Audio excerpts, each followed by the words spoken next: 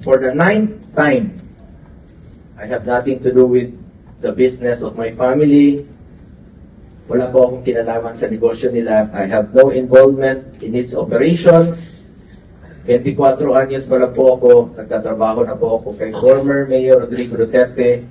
Hindi po nakakalapit sa akin ang pamilya ko para humingi ng pabor sa kontrata ng gobyerno.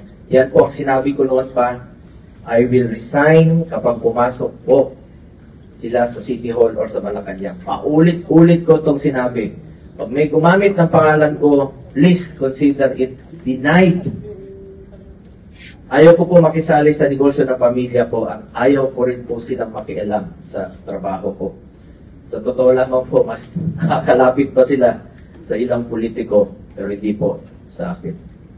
Hindi naman natin mapili kung sino yung kamag-anak natin sa mundong ito. At hindi rin po ako nag-i-intervene on behalf of any business entity. Nag-warning na po ako noon. Ingat po kayo sa mga name dropper. I observe delikadesa. Pangalan ko po ang puhunan ko sa mundong ito at hindi ko po yan sasayangin. Hindi ko sasayangin ang tiwala ng Pilipino. If meron pong deficiencies at meron silang pagkukulang, ako mismo po ang magre-recommenda sa committee ito na kasuhan sila. Kahit kamag-anak ko, kahit involved sa kahit na anuman pong pagkakamali, kasuhan niyo po sila. I am for accountability. Ayoko po ng kalokohan kahit kailan. Pero lahat po ng bansa kailangan ng infrastructure for development.